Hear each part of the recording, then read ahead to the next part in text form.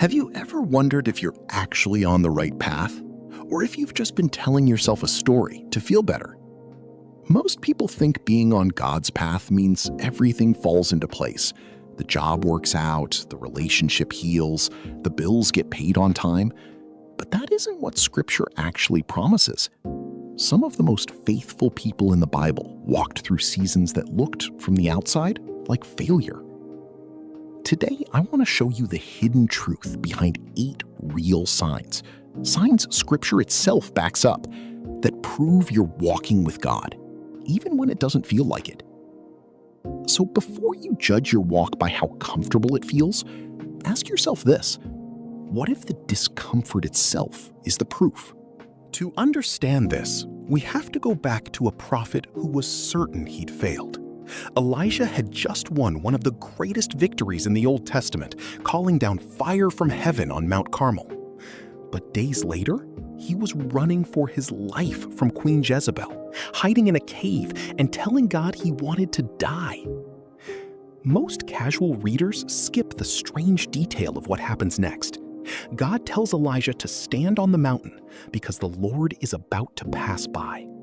A great wind tears through the mountains, then an earthquake, then fire. Elijah waits for God to show up in the spectacle, the same way he showed up at Carmel. But Scripture tells us plainly in 1 Kings 19:11-12 that the Lord was not in the wind, not in the earthquake, not in the fire. He came instead in a gentle whisper. You feel a holy discontent. Most people assume that if you're right with God, you'll feel settled all the time.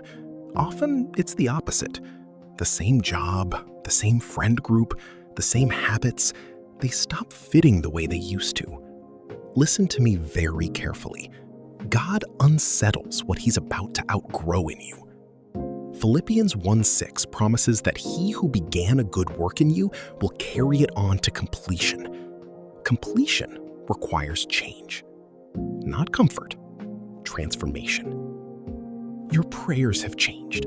You used to pray for things. Now you find yourself praying for closeness. Romans 8:26 says the Spirit Himself intercedes for us with groanings too deep for words. Listen to me very carefully. Shallow prayers ask for relief. Mature prayers ask for relationship. Not requests, relationship. You are walking in peace, not perfection. I once knew a believer who lost almost everything in a single year and still said, "I've never felt more steady." Philippians 4:7 calls this a peace that surpasses understanding. Listen to me very carefully. God's peace was never based on your circumstances being fixed. Not ease, peace. You are convicted and you respond. If you can sin and feel nothing, that's a warning sign, not freedom. John 16:8 says the Spirit convicts the world of sin, righteousness, and judgment. Listen to me very carefully. Conviction isn't shame meant to crush you. It's God's hand on your shoulder. Not guilt, growth.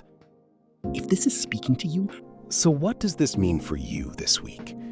In one breath, a holy discontent, changed prayers, peace without perfection, conviction that leads to response, quiet confirmations, being stretched, lasting fruit, and choosing the narrow road even when it costs you. Here's the grace in all of this. God isn't grading your journey by how smooth it looks. He's watching whether you keep walking.